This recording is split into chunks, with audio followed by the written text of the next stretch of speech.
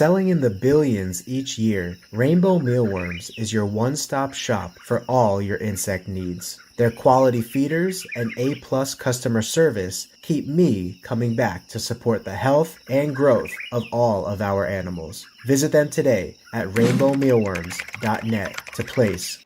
What's going on, everybody? Welcome back to another Geeky Gecko Creations live stream Monday. Good to see some of the early birds in the house today. We will have a special guest appearing with us here in a second, so we'll troubleshoot that. It was a last-minute thing. You guys might know this guest, or you might remember this guest from the past, and I think some of you guys who do will be happy to see this person. So Carter, what's going on? Shane, Petsodic, good to meet you. I'm not sure if you've been here before. Bam Bam just got some new display cases. That's really cool. I wanted to ask you, I've looked at different display cases before. Where did you get yours and how long did it take? That was one of the issues that I was running into, was the length of time that it was taking to get display cases shipped in.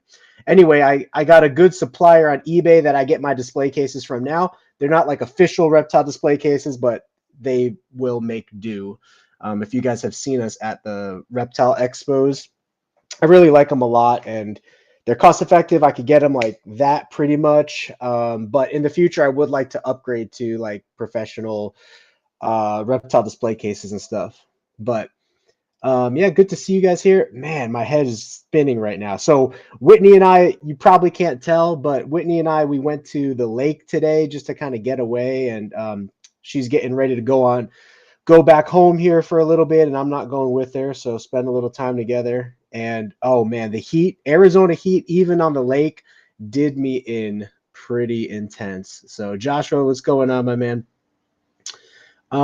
Shane says, I haven't been here in a live stream before. I have a baby green anoles.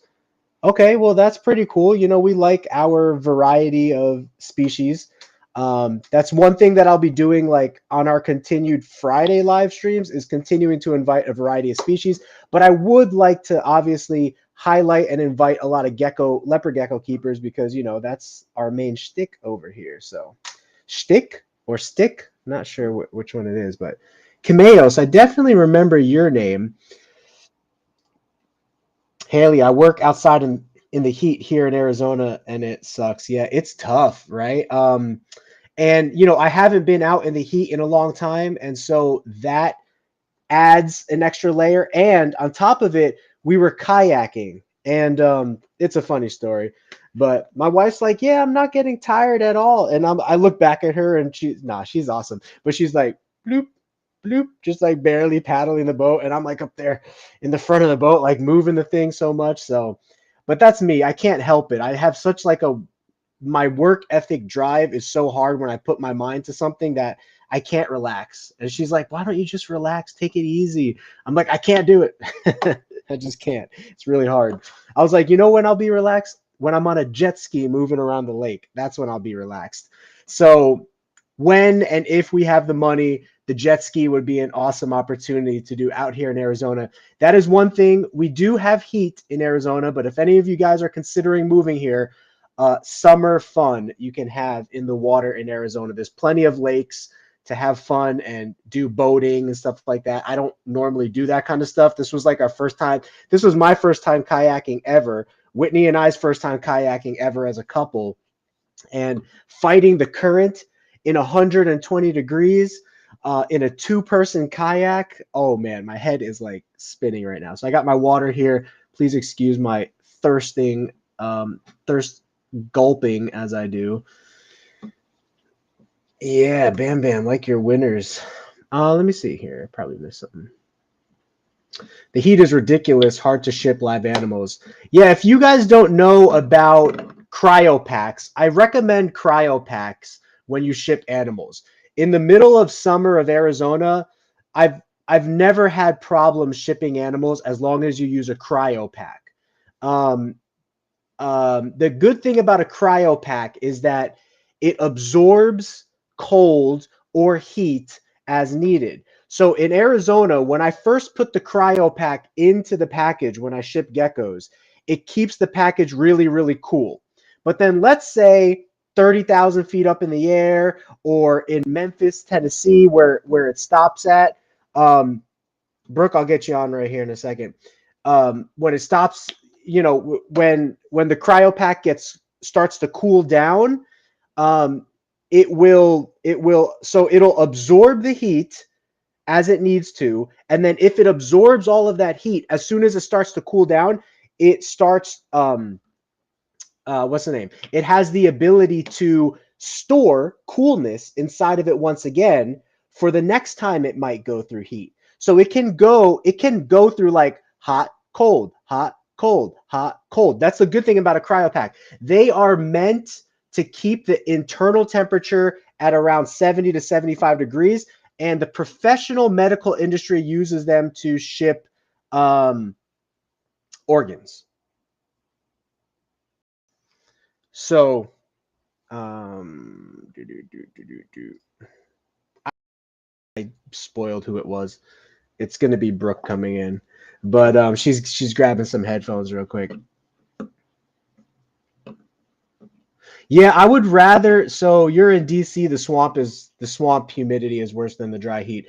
I would absolutely agree with that.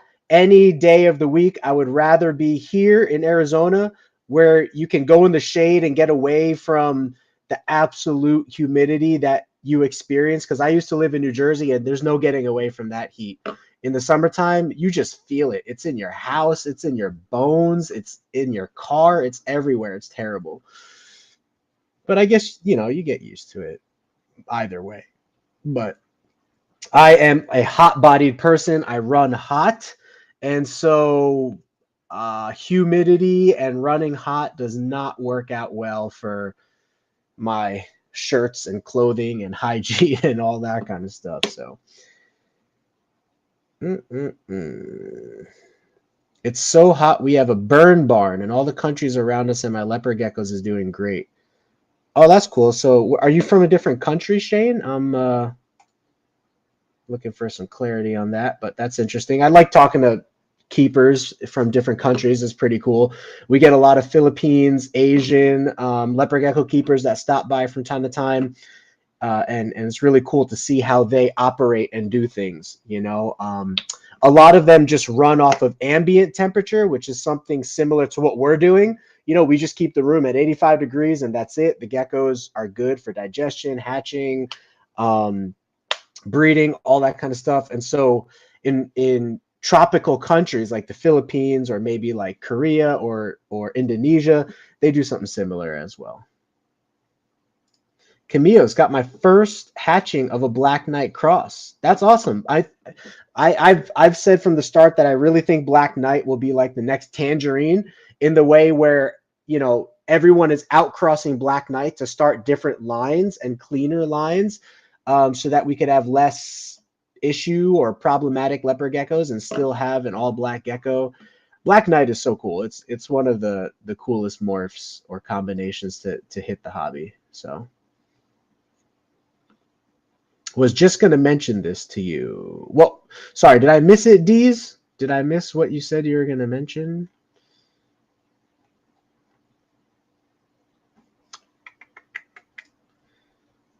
Guess Brooke can't find her headphones. We'll see.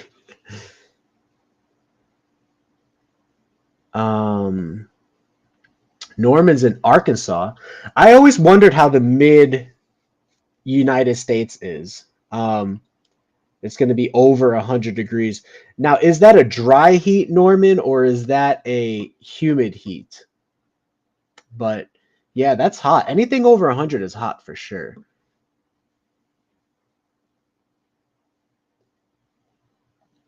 In the Chicago area, we get high humidity too. I'm glad I moved to South Carolina now. I would imagine South Carolina would be pretty humid as well, though, wouldn't you say?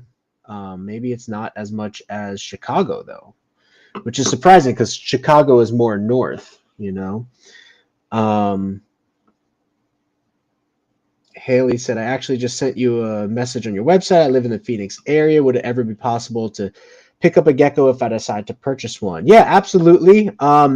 So what I normally do, this is just what I normally do, is if you pick some geckos that you want to see in person, like let's say you have 5 geckos that you want to consider purchasing, um, I'll bring all 5 to like a common meeting location, which for me over here, I'm really close to Santan Mall, if you know where that is or have heard of it. There's a Best Buy at Santan Mall, and I do like all of my deals there. I do rat deals there, cockroach deals there, leopard geckos deals there. I should be paying those guys taxes for how many deals I do there. Just kidding. I'm already paying taxes. I don't want to be paying anymore. But I do a lot of deals there. It's a really good area. It's well populated, so it's like good and safe for both parties. And yeah, it's good. I could be there almost any time of day. So absolutely, if you want a gecko, let me know. And I'll respond to your message as well. If you just sent me a message, it's probably in my emails. So Carter asks, what do you need to start a business? Can you give me some more specifics, Carter, as far as like if you're talking about any business, what you need, or if you're talking about a reptile business, or if you're talking about a leopard gecko business? You have to look at different models of success for whatever business you're looking to start. So the model of success for somebody breeding leopard geckos would be way different than the model of success for somebody opening up a pet store. And it would be way different for the model of success for somebody opening up a product chain. So I would need to know a little bit more of if you're talking specifically, what does it take to start like a leopard gecko business or a reptile store, or if you're just talking in general. If you're just talking in general, you need to get a state tax license that gives you the ability to sell in state. You need to get an LLC or some kind of sole proprietorship or incorporation so that the government would recognize you as an actual business. I would recommend finding an accountant, somebody to do your accounting for you every single year. It usually costs somewhere between $300 to $800 for a private accountant, but they will get you back a lot of money. They'll teach you about how to do write-offs and stuff like that. I mean, you can look this stuff up on YouTube as well, but you know, if you're busy running your business, it's good to have somebody to rely on to do your accounting, because then you're also not responsible if they make a mistake. So if you're making tens of thousands of dollars a year and the government is relying on your accountant to document that accurately, if you were to get audited or whatever the case is, then I'm pretty sure that you would be in the clear. If there was a problem with his accounting or something that he did, he or she would have to answer for that instead of you. Plus, you're so busy running the business and customer service and all that, you don't want the headache of dealing with that. So it's good to find one if you can. I'll give you an example. Our accountant last year, I paid him $300 and he got us back $3,000 in write-offs. This year I paid him $800 and he got us back like $8,000 in write-offs. So, Brooke, what's going on, Brooke? So you couldn't hear us earlier? Can you hear me now? Yeah, now I can. Well, it was that the audio wasn't going through my headphones, it was going through my computer, so you would have echoed to yourself.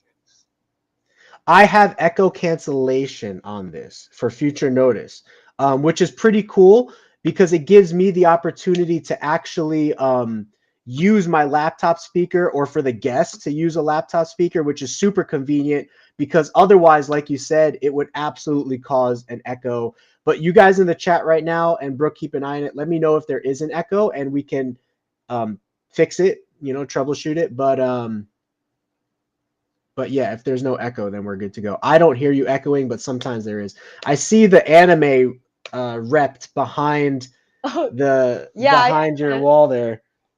So I that's went cool. and computer's on the bed right now, so that there's not all the noise from the living room. Before I forget, Brooke, let me tell you. So Brooke has a gecko with an eye infection, like a bad eye infection. There's dirt and debris, and it looks like swelling and stuff going on in the eye. So if you guys don't know Brooke's page, what is your Instagram page again, Brooke, where you have the GoFundMe or Facebook page? So I have it posted on my Instagram. And then I also just have a link that I could send you directly if that works as well, if you wanted to like post it You could somewhere. put the link But in the chat. Yeah, I because you can? could type in the Okay, chat. then Yeah, I'll right. do Yeah. that. Yeah, So I Brooke's gonna have the stream on my phone. now, real quick, Brooke, because you were asking about this, and this is for anybody out there. When I had a snake that had eye swelling and infection from an injury to the, oh shoot, I forget what they call it. Because snakes don't have the ability to close their eyes like we do. So there's a protective layer over their eyeball that's actually called something, and that was damaged. It's their eye cap. Yeah, eye cap. Yeah, eye cap is, yeah. I'm pretty sure there's a scientific name for it, but yeah, that's the common name is snakes have an eye cap since they don't have the ability to close and protect their eyes from getting scratched from like rodents and stuff like that. Well, you could use this to wash out their eyes. This is what the vet recommended to me. It's Bosch and Loam from Walmart. It's called Advanced Eye Relief Bosch and Loam. Okay. Irrigating solution. And the reason she said this is really important because this is like $5, and I went through like 2 of these for him. So I really asked the vet, I said, can I just use water? Like, can I just use some pressure of water? And she's like, well, the water from the pipes and all that stuff, it has bacteria and stuff in it, so it really wouldn't be the best to use on an injury that you're trying to prevent infection on. So for anybody out there, Bosch and Loom eye relief. And Brooke, if you could just like not talk for a second, and unless you don't mind the echo, I'll show the injury that your gecko has so that people could donate to it if they want to. Okay. But if you talk when I show this, it's probably going to cause an echo. Now we could try it. I'd be interested to try, but just be prepared for an echo. If what's your oh yeah, Gilbert Gex, right? Yep. Oh, why is my internet not working now? You slowed me down. You jumped on and slowed me down. No, I'm just kidding. It can't I'm be not you. even on your internet. It's not my fault. That's true. You're Maybe not on. Maybe it's Whitney. Well, technically, you're using more bandwidth on here. I think that's how it works. But it's hold on. Maybe it'll let me now. Gilbert. It's doing that weird thing where it's like being really slow and like just letting the wheel spin and not doing anything. So let me restart it real quick and see if that changes anything. Okay. It's on your Facebook page too, though, right? Or is it not? I don't believe I posted it to my Facebook page. I think it's only on my Instagram right now. All right, I did post it. I didn't post it on my personal Facebook page, but I did post it in some reptile groups on Facebook. Brooke, I think there's another Gilbert Geckos. I just typed it into Google and I found somebody. Gilbert the Gecko. No, it should be Gilbert _Gex. So Gecks.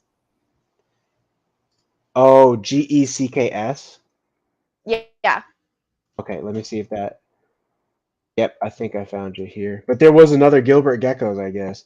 All right, so I'm going to show this and just be prepared for an echo. Audience as well, if you could let me know if this echoes, that would be great. Oops. And if it doesn't echo, then I know what to do for the future. Because I'm going to do something new that I do something new that I normally don't do here. So let me, share the screen. Share the audio. I wonder if let me share audio of the screen as well. All right, so let's go ahead and start this. So Brooke, this is the gecko right here, right? Yes, it is. And then there is a slide on there that has a video that shows the actual eye injury. Do you hear yourself echoing? It is really echo. Okay. Well, this is the eye injury that Brooke's rescue gecko is facing. You can see a lot of swelling all in there. Now, the cool thing about reptiles is that they are so hardy to the point where, like, it's possible that all of that pus that you see in the eye, that's actually meant to protect the gecko from infection. So that's what pus is doing. Now, pus can also potentially fail, which is why when my snake had the eye infection, the vet was absolutely recommending them to remove the pus and for me to manually keep the eye clean. That's their preference. And I called a reptile sanctuary out here. Brooke probably knows who that reptile sanctuary is. I called them, and their recommendation was actually not to do what the vet was saying to do, because they have a different way of dealing with things. They sort of just let animals deal with themselves as they need to. Are you there, Brooke? You look frozen. Yeah, no, I'm here. Sorry, I'm Okay. listening and I'm watching. It looks. Hold on, I don't want to interrupt you. I lost your visual. I don't see you. Oh, I see me. You don't see me? Hold No, on, you see you? Try messing with the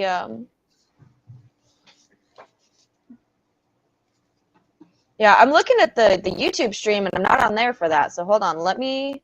Yeah. You could always like go out and come back in real quick, or do your video thing. Like, yeah, there you go. There you go. It might be a slight lag or something like that. But now you're on there. You're good. There we go. I had to click a button.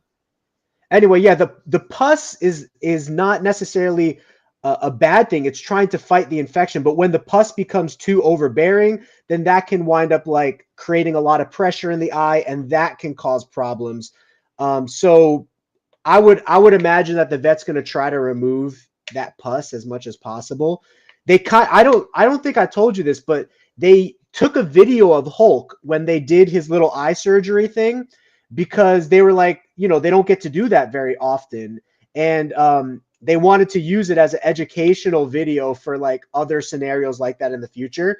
So they were actually really happy that they got to do it. And now they had to make a little incision in that eye cap. They had to actually cut it open with a knife because all the pus was building up in the eye cap of the snake. And so they had to cut it to drain it. And that's what they did. And they wanted to make a video of it. I could barely even see the scratch on his eye cap anymore from where they made the cut. So it's pretty cool. They do a good job. What vet are you going to do that out here? I'm going to the Mesa location for the Arizona Exotic Animal Hospital. We have an appointment at 5 p.m. on Friday. Yeah, so in the meantime, if you want to try this, you can. I know there's really not much you can do. Like, I wouldn't recommend squeezing the pus out. I might drive over if I can borrow that tonight. Oh, hey, you know what? Well, they sell this at Walmart or any CVS or anything like that. That might be closer to you because you're like 20 minutes away now, right? Yeah, because I have to run out and yeah, about that. What's the name? Oh shoot, what was I just saying? Forget what I was saying, but let me see. I'm sure we missed. If you don't mind me asking, how much did they charge you for Hulk? I mean, you don't have to say it on stream. You could just text it to me, but I'm just trying to get an estimate of what I might be looking at. Now here's something that I hope. I wouldn't say it necessarily needs to improve, but you need to be vocal about it. If you tell the vet, do what you need to do, they will absolutely do the maximum of what they think is best for that animal. But like in my scenario, I told the lady, I said, finances is a problem. My budget is $600. Let's pick the best treatment plan that we could put together for that price. And she was like, okay, great. That works perfect because the surgery itself is like $300. The medication is like another blah, blah, blah. So for Hulk, it probably cost me about $600 in the initial surgery, appointment, and follow-up appointments. It was probably somewhere between $600 to $700, including the follow-up appointments, because they charge you for follow-up appointments. You know what I mean? Yeah, of course. Yeah. Which, if things are going well, I've taken 2 separate Geckos to them before, so I have experience with them. Yeah, you don't have to go to a follow-up appointment if things are going well. But in this scenario where we're talking about like an infection and a possible like losing an eye, I wanted to go to that follow-up appointment, which is an extra $50. So that's what it was, Brooke. It was about, I think it was $700, including 2 I think it was 2 follow-up appointments that I had to do with him, because there was a little Okay. pus at my first follow-up appointment. There was a little bit of pus back in its eye, and they had to do the same procedure again, rinse it out, and have me come back. And after that, it was good to go. So anyway, if you guys would like to help this gecko, Brooke's trying to put together a GoFundMe where she could afford to pay for the treatment of this gecko, or in a worst case scenario, I would imagine the euthanization of the gecko, because believe it or not, euthanizations are not cheap. They told me when I had to put down, I forget what it was for, but one of my leopard geckos that I had to put down a long time ago, they wanted to charge like $200 for the euthanization. And so, Yeah, unfortunately, exactly. not everyone has $200 to do the euthanization. So I got some home tactics that I can tell you guys about if and when the time comes, that I think are very quick and mainly painless to the animal, that are basically free. But it's up to you if you want to pay for, not you, but I mean anyone. It's up to anyone if you want to pay for Yeah, the exactly. euthanization. That's how much it costs. But how you doing, Brooke? How's the new job? And can you tell us a little bit about what your responsibilities are and training is there? So I technically am not supposed to share too much, but I can say I'm working at ASU, the Arizona State University. I got a job with the acronym for it is DACT. So uh, I'm an animal care technician at the Department of Animal Care and Technologies, I think is what it stands for. So currently, I'm only working with mice colonies. I'm helping to take care of breeder colonies and transgenic strains of mice. Wow, And that's it's really just general cool. husbandry, cage cleaning, anything that needs medications. I can do topical, but I can't do any kind of injections or anything. The researchers in the labs take care of all of it, or vets take care of all of the injections. We do have 2 in-house vets that check all of the animals. That's really cool. So in between, I'm going to talk to you more about this, but in between that, when I see a new question, I'll answer it, and then we'll talk more to you. Okay. Okay. So Bam Bam asks, what would you recommend pairing with a raptor? So if you guys don't know, a raptor is basically a Tremper albino Eclipse leopard gecko.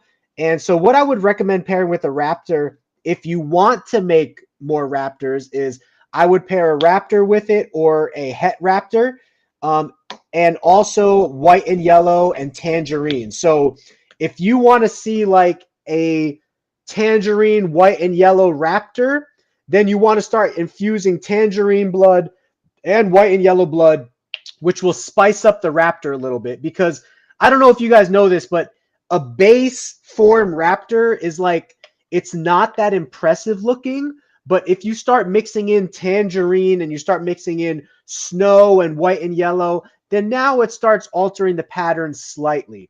The problem with raptor is that the Eclipse gene really washes away color. So no matter what, if you're hitting raptor tangerines, they're not going to be as orange as tangerines that are not raptors, or white and yellows that are not raptors. So it just depends if you want to make more raptors with it. If you don't want to make more raptors with it, then I would just pair like a tangerine, a high quality tangerine, to that animal.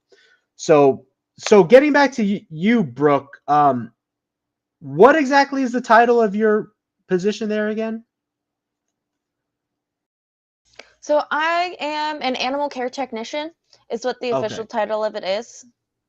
And is that at their vet clinic, so to speak, or is it like a science laboratory, or both, or?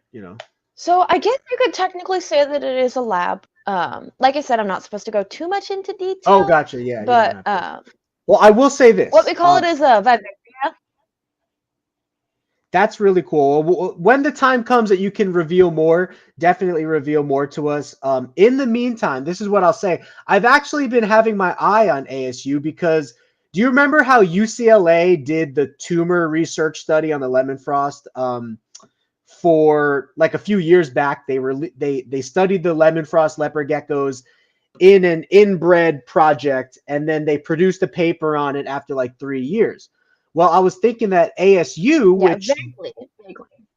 Yeah, I probably didn't talk too much about it, and you wouldn't know about it unless you were purposely like looking up on it. But it was a really big deal in the leopard Well, gecko community a few years ago, or this year when they released the information on it was the end of 2020, so just about the start of 2021.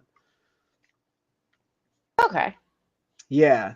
And it basically, so here's how they conducted the study. They conducted the study with one male lemon frost and 12 females that are from different genetic mutations of leopard geckos. And then all of the babies, they bred back to each other and back to the parents and back to the grandparents for like 3 years in a row. And then they studied the production of tumors. So you could imagine with a lot of super lemon frost and a lot of inbreeding, they saw some pretty dramatic tumors in that study. And those are the pictures that everybody goes around showing, like, oh, this is what a lemon frost looks like. And it's like tumors bulging out the side of their face from all of these inbred lineage for 3 years. So, you know what we've been doing over here, trying to outcross the lemon frost as much as possible. And we've seen a vast reduction in the size and frequency of the tumor interaction. So I was thinking that maybe I could donate a bunch of geckos when the time comes to ASU, and they could do the same kind of study. So if you run across anybody over there that wants to study tumors in leopard geckos, and maybe they're familiar with the UCLA study, let them know that if they want, I've been doing outcrossing for the last couple of years, and we're many generations in. And I'm really interested to find a scientific study on that, if possible, at some point in the future, to see what the differences are. And they could study the genetic code to see why the inbred leopard geckos are expressing in a much more like expressive tumorous way, and the outcrosses ones are not. And that would help them. I'm sure at some point somebody's going to be interested in that, because the ultimate goal of those studies is for them to apply it to human beings. So if they could learn about how tumors react and how cancer spreads in leopard geckos, then they could now apply that science to human beings as well, and increase the knowledge and for and potential for curing cancer and fighting it. So anyway, if you run across anybody over there that might be interested in that, let me know. Okay. Yeah, I don't get too much contact with the researchers right now, but as I'm there longer, I'm sure I'll get more familiar with them and start getting familiar with, I mean, what people are working on. I know that right now there's one researcher that's working on like neuro pathways and like how to activate synapses and things like that. There's another one that's researching like cholesterol studies. Wow, that's really So cool. there's a lot of different things, but Another thing that the science community is doing now, and it's reasonable that within our lifetime we might see this, is DNA testing on your leopard gecko, not leopard gecko, DNA testing on your reptiles to know what morph it is. So you know how like het albino or het eclipse hides inside of leopard geckos? Like you won't know if the gene is actually in that animal until it produces a visual, right? Because it's a recessive gene and it takes 2 copies to show an actual difference in the look of the animal. Well, they're starting to come up with genetic tests where you could just like swab some saliva from the animal or something, send it into a lab, and the lab will be able to tell you if it has the albino mutation in its DNA or the eclipse mutation in its DNA. And so we will be able to, at some day,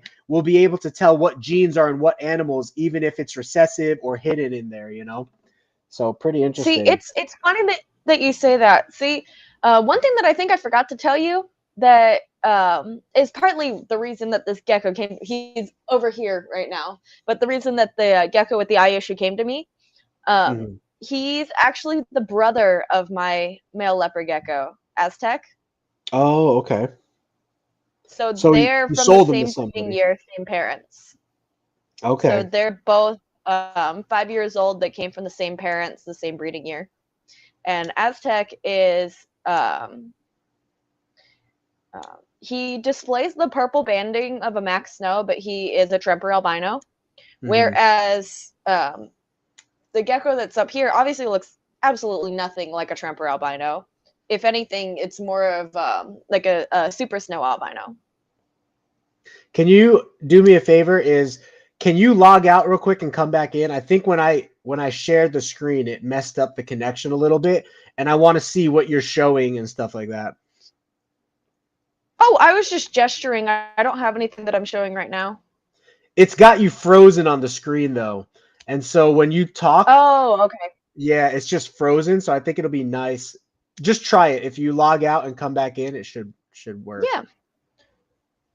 Log out, and then while I'm logging out, I'll grab the two geckos so that I can show them on camera if that's cool. Yeah, go ahead. So Okay, I'll be Lorenzo right asks, back. all right, how long does a 3-month-old gecko adjust in its new enclosure? So let me actually. Oh, interesting. It's lagging here. So a 3-month-old. So geckos adjust to their enclosures pretty quickly. I would say that if you just put it in its enclosure, it'll probably take at least a few weeks for that gecko to learn its enclosure, which is why if you have baby leopard geckos that are just born, like we're talking about just like a day old or days old, sometimes it's best to put those geckos in a small cage, like a small plastic tub, because they will more easily find their food source and stuff. But a 3-month-old gecko is big enough to where it'll learn its enclosure within a couple of weeks.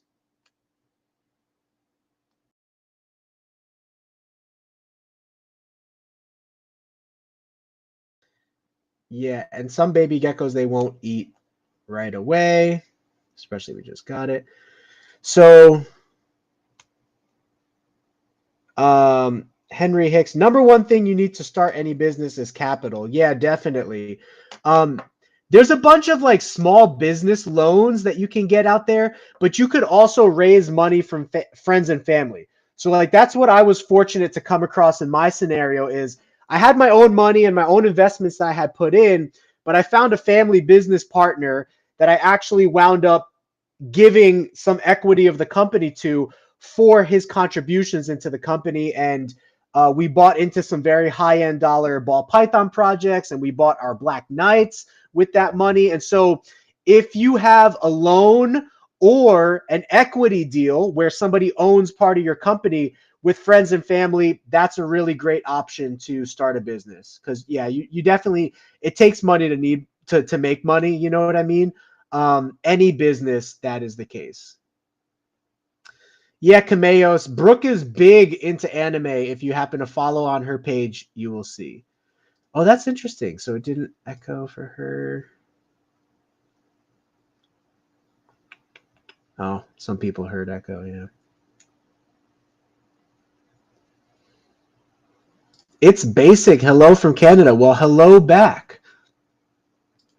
I I would love to actually I'm trying to do some live stream interviews with some Canadians because there's some really good leopard gecko breeding Canadians up there, and in the fall is when both of these breeders said that they might be able to do the live stream, so I'll be checking back with them in the fall. But they're two of the biggest leopard gecko breeders in Canada and also in the world as far as quality is concerned, and also yeah, they have some really cool stuff.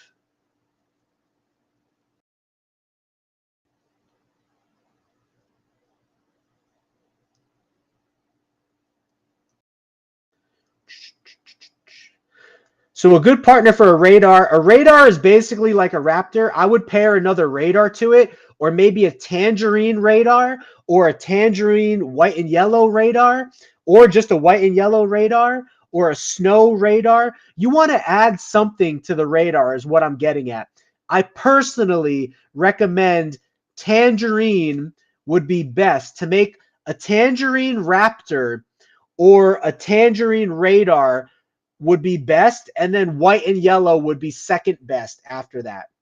So, and if you want to make a tangerine white and yellow radar, that's pretty cool too.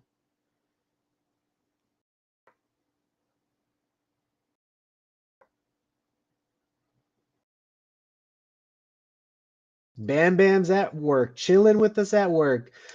Where do you work again, Bam Bam? That's pretty cool that you could chill with us at work. When I was in the office, believe it or not, I brought my laptop to the office so I could play like what game was I playing at that time? I think it was Path of Exile I was really into, and I was playing that at the office like in between lunch and stuff. But I felt so awkward like as my workers were walking by me and I'm there like playing an actual game. It's crazy. So Desert Dragon, good to see you, Lisa. Happy to see you back here. If a female leopard gecko goes egg-bound, can she lay eggs after that? My girl hasn't laid eggs since. So some people suggest that egg-bound females won't lay again.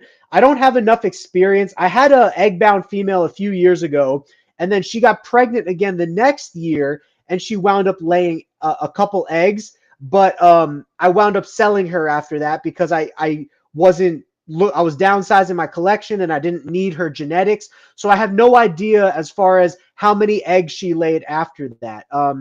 I do and did have a few egg-bound girls this year. So if they wind up going into breeding in future years and produce just fine, then I'll definitely let you know. Because yeah, egg binding does cause swelling and stuff to take place inside of their body, and who knows, it could wind up damaging some stuff for the future. There's not really a lot of scientific data or evidence to support one way or the other. So it's kind of just observational. And as far as me right now, I just don't have enough experience with that observationally to be able to give you an accurate answer. But what I can say is that egg binding usually ruins the season for the girl. So if she's egg bound in the beginning of the season, you're probably not going to get eggs from her for the rest of that year. But that was just my experience. You might experience something different where, she's egg bound for 2 to 3 months and then passes the egg or reabsorbs it and then makes normal eggs after that. But from my experience, all of my egg bound girls that I've had this year, it completely took away their breeding season. They don't have a breeding season anymore. They're just spending time reabsorbing and not making eggs, so. Williams International, cool. You work on military and commercial aircraft parts. That's interesting. That should be pretty good dough right there, right? Can you force one eye Eclipse and the other eye normal? It's not you forcing it. Like, you can't purposely do that to my knowledge, but it does happen, Lorenz. So if you have an Eclipse leopard gecko, anything can happen. It can have one eye fully black and the other eye partially shaded. It could have both eyes partially shaded. It could have one eye half black and the other eye full black, or one eye half black and the other eye partially black. Any of those combinations can happen, but to my knowledge, it's not possible to like make it happen. You know what I mean? So.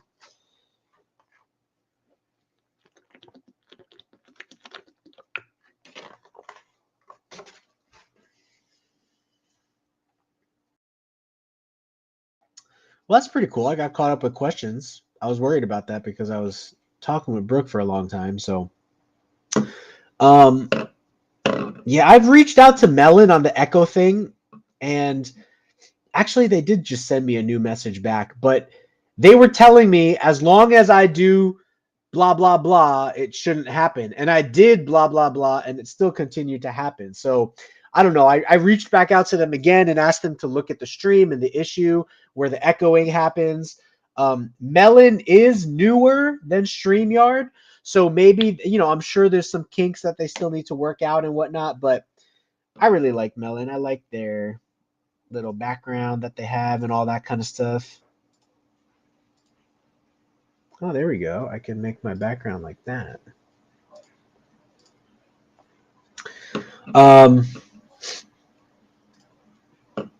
My baby gecko, it's pure white with pink messy pattern. It has one normal eye and one small eye. Think something happened with incubation because the other siblings don't have issues. Yeah, that can definitely happen. It's also theorized that if geckos are experiencing eye kinking or eye crinkling or issues, that it could be a vitamin deficiency, particularly vitamin A deficiency, I believe it is. So that's why I seriously recommend Vionate powder for pets because I've experienced that less or not at all when on Vionate. But when I switch to other stuff or when I don't use vitamins, I was experiencing some crinkling of the eyes and stuff like that. But it could also be an incubation issue as well. But the first thing you'll want to check is the vitamins. And that's another reason why I do a 3-to-1 ratio of Vionate to Osteoform, because Vionate is the vitamins and minerals.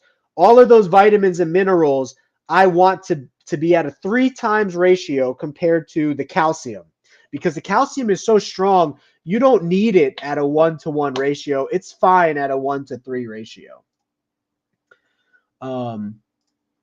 Any word on getting the owner of Rainbow Mealworms for a stream? That would be pretty cool. Yeah, I'll definitely see if she's got some time for that. I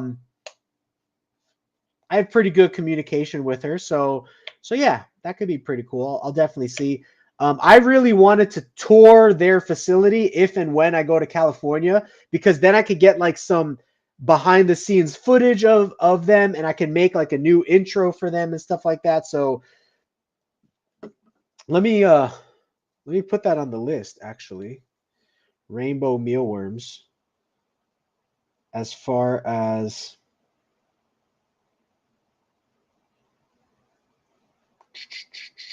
somebody that we could interview. Where is my interview list? I have a long interview list of people that I can interview.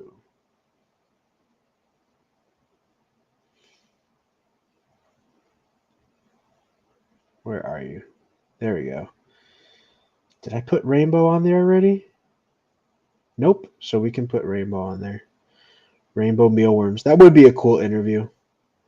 I like their story too. They're a family-owned business. I think that there's always many good businesses to get stuff from, but I was looking at like Rainbow Mealworms pricing and stuff compared to like other places, because Rainbow Mealworms has they've had to limit your order recently, and I don't ever want to be in the position where I came close to running out of mealworms one week, and I had an order die on me that I was relying upon, and I came really, really close to running out of mealworms completely. And I told myself I'm never going to do that again, because I don't want to ever be in that scenario. Last time I was in that scenario, I had to feed all my leopard geckos cockroaches, and it took a bunch of time. It took a whole bunch of work and effort to feed the size collection that we have over here cockroaches instead of mealworms, and it was no fun.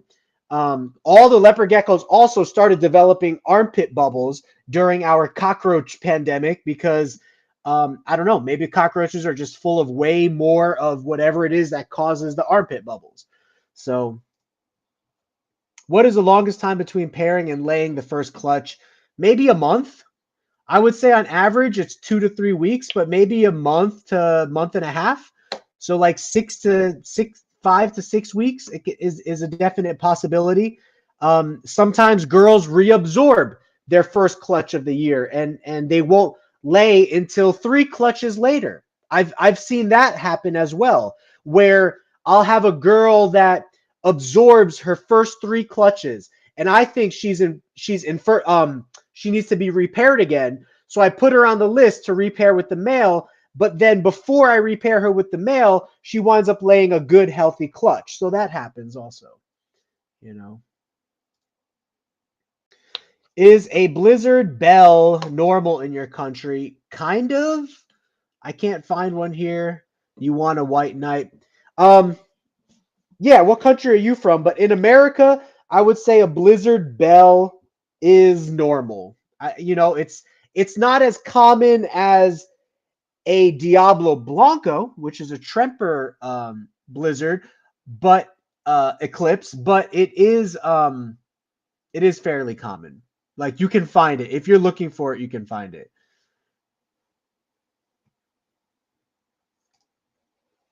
I paired a female on 521. She laid her first clutch 715.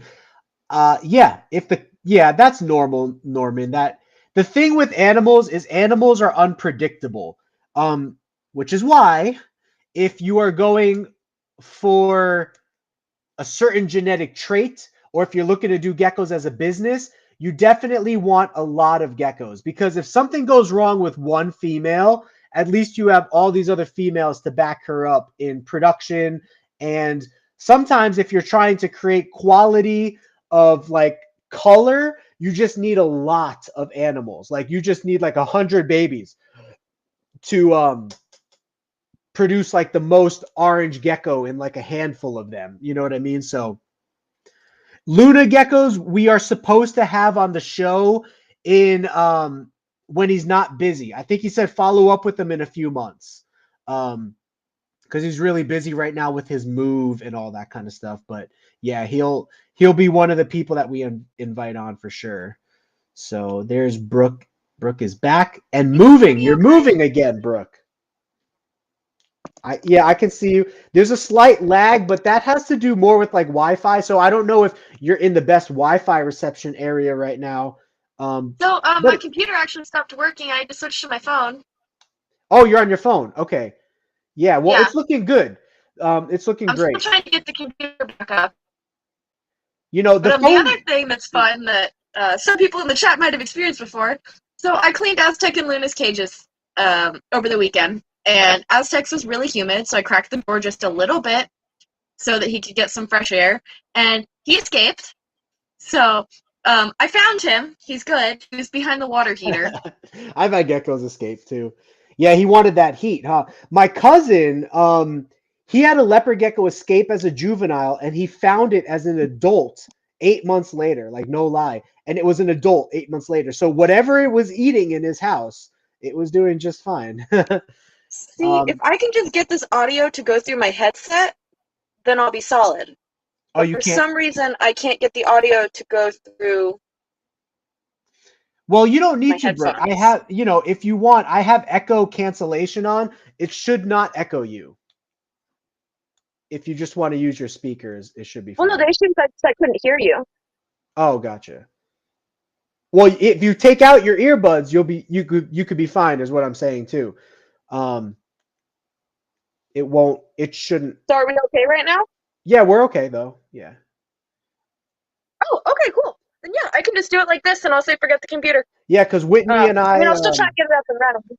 Yeah, we started. I mean, you guys let me know if Brooke's echoing, but she's not echoing for me.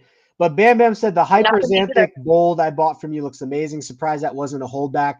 Yeah, I think it was close to being a holdback, Bam Bam. But believe it or not, if you could believe it or not, I have even better ones than that. And so I was like, okay, well, I'm just going to hold back the better ones and I'll sell this. Because I think it was a male, if I'm not mistaken. And I only need so many males. So out of all the ones I had, as good looking as that one was, I had even better ones that I was like, oh, I can hold back these better ones for what I'm going for the look I'm going for, and sell this one. So I'm glad you're enjoying that though, and you got that. So what you got there, Brooke? You got a gecko? Yes, I do. So this is my male leopard gecko. His name is Aztec. Trying to see if I can get him to line up with the camera well. I remember Aztec. Good old Tremper albino, yeah. Just your standard, and then he has the purple banding, so he has a slight bit of rainwater, max snow on him for the purple bands. Because normally Tremper will have the brown bands, whereas he takes after his mom with the purple. So yeah, that's a good indicator to look for. I've had Aztec for almost 5 years. Now, this other gecko that I'm taking out, he is flighty, I will warn you. This is my babe with the eye issue. So you can kind of see him in the tub here. Is it both eyes? Yes. The swelling is irritating both eyes? Or the swelling is in one eye, the other eye just has slight discharge in it, which is causing him vision issues. But that one's just a simple wipe it clean, it should be fine. Did the person tell you what happened, or do you know any details of what is going on? Is it Eco Earth stuck in the eye? Because sometimes that happens. He was on Reptile carpet. So I don't know what's in his eye. You don't know the living conditions of the gecko? I actually was given his tank with all of his stuff. Does he have anything in there that could have poked his eye or something? I mean, yeah.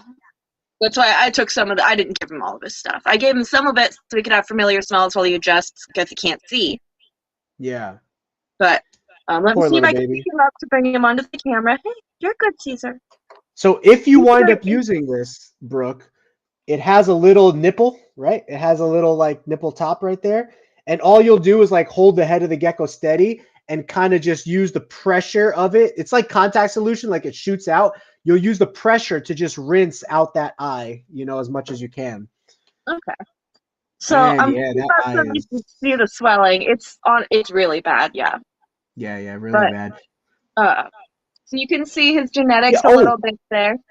this is what I forgot to tell you, Brooke. Did you know that you could schedule an emergency surgery with them? Did they talk to you about that? They did. It's $200 more. Oh, gotcha. That's right. Okay. And that might I be talked why to Hulk was the that vet. expensive too. Yeah.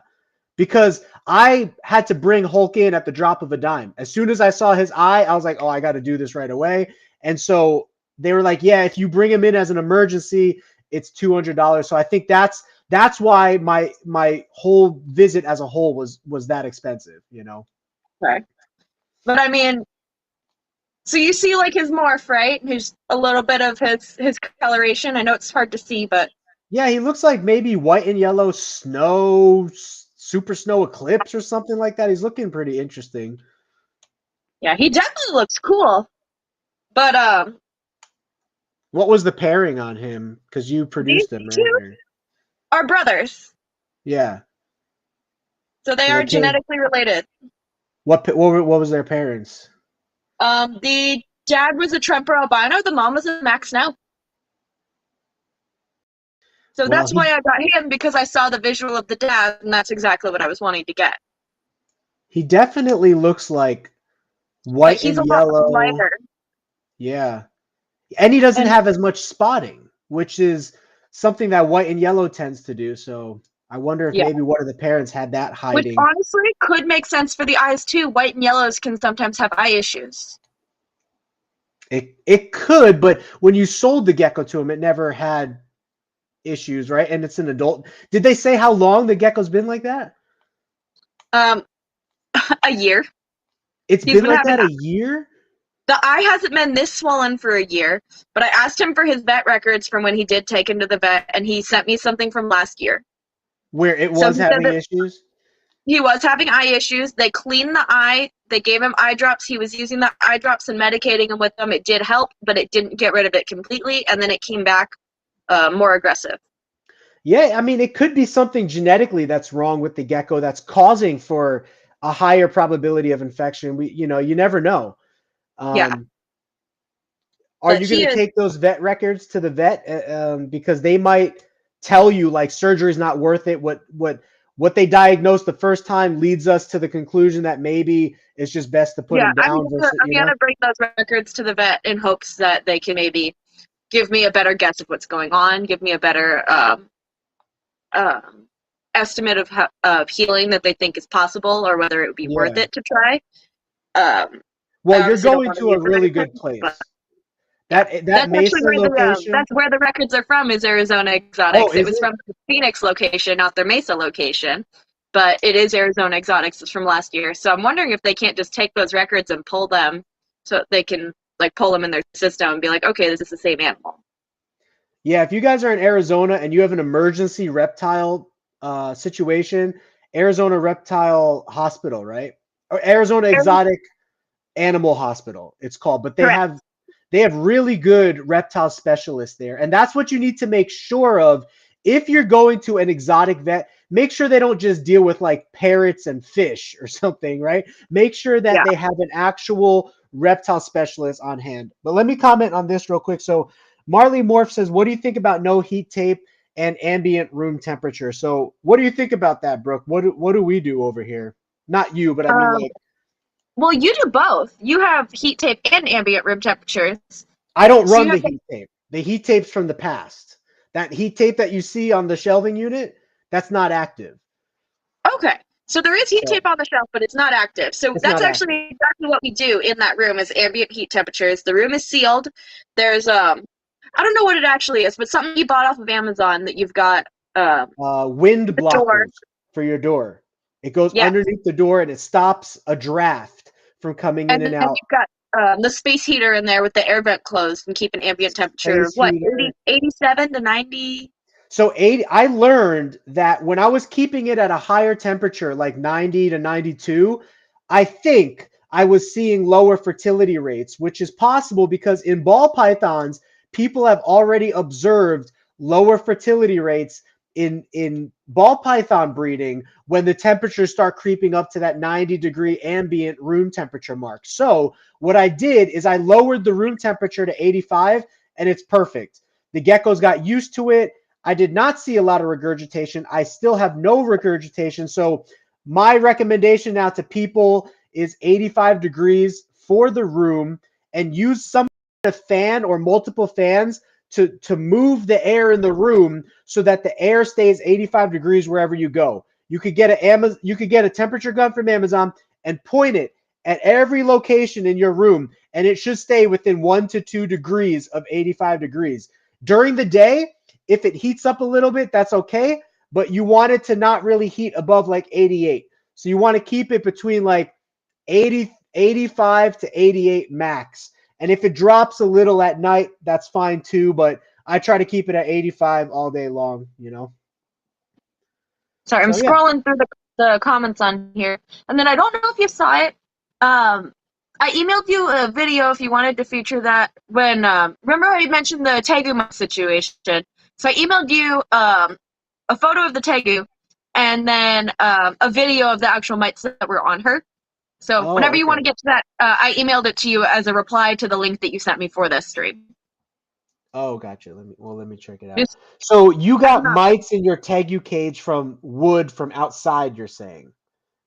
I believe so. Because that wood was from outside, right? It wasn't from, you know what I mean? Like it wasn't from This is accusatory, but I'm pretty sure it was from the piece of wood that I got from you. Oh, so that was from outside then, yeah. Yeah. Whenever you bring in wood from outside and then you put it in a very humid environment, I've seen like mold happen, you know what I mean? And Yeah, sometimes, like you said, the substrate, the corner that it was in for the substrate was moist to maintain humidity, and the wood started to rot from the humidity that was, or from the moisture in the substrate, and then the rotting wood caused wood mites in the tank, which then spread throughout the entirety of the substrate, and then because the tank was burying itself in the substrate, they were on her. So they was it weren't wood very mites acidic. though? What color were they, or like what size were they? Well, I sent you a video of them. It's got a close up of them. Let me see. I see the Tegu, but I don't see the. There should be a video and then a picture. There's two links there. Click on the whichever one's not the picture. Yeah, there's a Snapchat one. I might need to open the Snapchat one. Yeah, that's they're both Snapchat ones because that's what I recorded it on, so that I could just Oh, look okay. back at the video. Those little, they're kind of like white, right? Now, just go with track with me here. I've found that in some of my humid caging over here too. And when I did my research, to me, my research concluded that it was dust mites, um, Oh. which can occur in very humid places of your house. And dust mites are essentially harmless, other than the fact that they're crawling on your cage and your animal, so it looks bad, right? It looks like there's an infestation problem, but the minute that like you redo the cage and all that stuff, like they die off very easily. They don't actually, to my knowledge, they don't actually suck the blood of your animal or cause any irritation or issue. So because of the way that tegu skin is, they actually can't. That's why tegus rarely ever get mites because of how thick their skin is. It's hard for them to get mites because mites are parasitic and they go through the skin. So ball pythons have a lot softer scales than tegus, which is why ball pythons have serious mite issues, whereas tegus don't. Gotcha. But it took. I did some research, talked to a couple of people that had experience with mites in the past, and I did a full treatment on the enclosure. So I did a full treatment on all of the substrate. I didn't remove it. I left everything that was in there in there. I did remove like the decorations, the hides, the piece of wood that was rotting got thrown in the dumpster immediately. But I went through everything else and I treated it.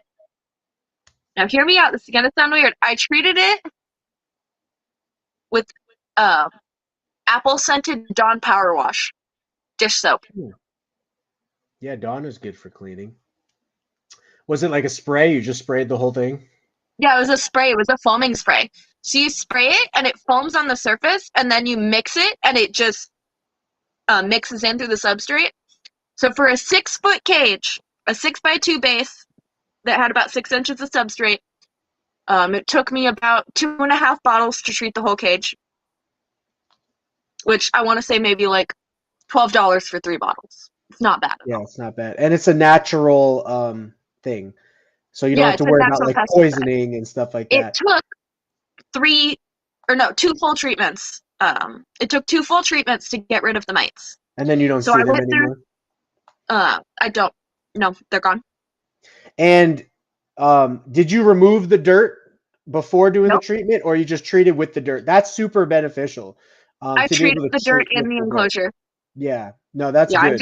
that's why it took so many bottles, is because I left the dirt in the enclosure, piled it all up, and I was just spraying the exterior, mixing it lightly on the edges, and then whatever got mixed, I would set it aside to the other side of the enclosure, and I just sifted through it as I went through the whole thing. Mhm. If you ever have to climb inside your tegu cage, and you're on the side with the heat lamp, Don't pay hit your head attention on to that. that, because I burned my forehead when I did it. Not because my forehead touched the heat lamp, but because of the distance from my forehead right here to the heat lamp, just like that distance. Wow, Even that though it hot. wasn't Yeah, hot on me, it gave me almost a sunburn that's on my crazy. forehead. I had a red ring on my forehead. Yeah, thank you. I mean, those heat bulbs are so hot. Now, so apple cider vinegar and Dawn dish soap, right? Treatment is what you used in case somebody wants to try something for their I mites or didn't use something. any. No, it was apple scented. Oh, apple scented Dawn dish soap. It was Dawn Power Wash specifically. So I tried Dawn dish soap first, diluted in water to form a spray. Yeah. And that, I'll be honest, I did a full treatment of that. Didn't do anything. So I bit the bullet, paid more money to get the Dawn Power Wash, because, I mean, it went from $3 to, like, $15. So I bought the Dawn Power Wash, and I did a test piece first with one of the decorations that was in the habitat, the cork bark that was in there, Yeah. and did a test piece on that in the bathtub. And it killed him. Amazing results. Amazing. Instant. What was your amazing results. dilution? So did you I dilute didn't it? dilute it. Oh, I you didn't just dilute used it. the pure for It's a pre-mix. So you just buy the bottle. It's called Dawn Power Wash. So it comes in a spray bottle. You just pull the handle. It's like a foamy spray. Like it's Yeah. a spray, but it kind of foams like bubbles. Mm-hmm. And just do a coat, like a full layer coat it, and then it'll bubble on its own and disappear. And for the decorations, I did rinse them off before I put them back. For the substrate, obviously since it was in the enclosure, I didn't rinse it. But I was told that you don't have to rinse it from the person that I spoke with. And instead, I had both sides of the cage open, and I put a fan on one side of the cage so that I could air the whole thing out before I put the tegu back. So that second picture is the tegu's temporary spot while we were airing out the Oh, cage gotcha. and treating it. How long before you put him back in the cage? Same day. Oh, okay, gotcha. Yeah, it was maybe it took 2 hours total for the whole thing. 2-3 hours. Just let it air out and then put him back. And that was Yeah. last week, right? So now you haven't had any issues or seen anything in This there? was actually 2 weeks ago. Oh, 2 weeks. Yeah, so that's Yeah, I good. waited to bring it up because I didn't want to start like talking myself up and be like, I got rid of the mites. Here's how I did it, and then be like, the mites Yeah, are back. I didn't do anything. Yeah. So yeah, they're gone. Well, that's good. Do you so one of the most feared mites in the reptile world is snake mites, specifically on ball pythons, Burmese pythons, reticulated pythons. A lot of people in the snake world right now dread mites so much that they have nightmares about it. But Oh yeah, because for snakes it's more parasitic. it's very parasitic. You could pass bad blood. Like if one snake is sick, the parasite, the mites can transfer that to another snake. So it is a big deal, but not anymore. And I say this with confidence because they remember when I asked you a long time ago if I could get Frontline puppy spray from your work, Yes. or if And you we guys actually sold did that carry. there. Yeah, so you can order Frontline puppy spray from Amazon. You could order it from Google. If anybody is facing an actual And snake mite uh, issue, which is fun different than fact, the mites that you had. Arizona Exotic Animal Hospital actually does sell that spray in Hmm. their little store that they have in the front. I was peeking in there when I was picking up an animal for work, and I was just peeking at the store, and they had that sitting in there. Well, there you go. It's advertised for cats and dogs, but so many people in the ball python world have started using it in their ball python collections. It used to be that when you had a mite infestation, you'd have to remove the snake, put it in Dawn dish soap for 3 days, spray the entire enclosure with Preventamite, which is a harsh chemical that it says that you're not supposed to spray directly on the animals, and you're supposed to give it like a full day to air out and all that kind of stuff. It's a really big deal because of how strong those chemicals are. But Frontline puppy spray is completely harmless to your snakes. You could spray it right on your snake. All you do is you get some, what are those gloves called? Those silicone gloves or whatever, like medical gloves.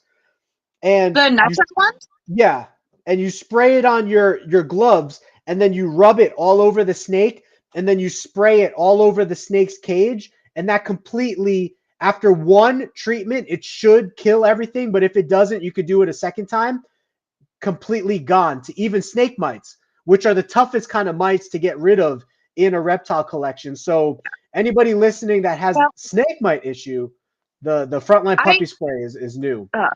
I do actually think I obviously I do strongly still think wood mites. You could be right about the dust mites because I never did figure out exactly what they were, but I do also have a strong feeling that they were actually spider mites too, They could be. because my piece of cork that I had that they Yeah. were all over. Well, they were all over everything, but the piece of cork that I tested first, the underside of it had webs. Had what? It was wet. Webs. Oh, Webs. webs. Yeah. So there's Also, mites that like go along with spiders, you're saying. yeah, it's something called spider mites. What kind of Also, substrate were you side using? note, side note, real quick. My fiance brought me dinner. Oh, nice. I'm gonna be eating while on stream, so sorry, guys. That's fine. Yeah, I thought you were like peppering up some leopard geckos there or something. Like, all right, look, you No, didn't she make the like cut, buddy. she No. brought me a I pizza, gave me the Italian seasoning and the Parmesan, well, shout out to brought, fiance. We and brought gotta. me a cup of Sunny D. That's very nice of him to do. So that's good. I'm sure I'll get to meet him one day in one of our shows or something like that. Yeah, someday Um, eventually. so let me see here. The baby tegus Bam Bam Ass are doing great. So Brooke, you saw that those baby tegus hatch. One of the reasons I didn't call you over to hatch those is because number one, most of them are already hatched from from overnight when they hatched. But number two, there were some of those. I don't know if you remember me telling you, but one of our female tegus laid a bunch of eggs that I did not know she laid eggs. And I was watering her cage like a week later, and the eggs just start running out of her hide. And I didn't notice it.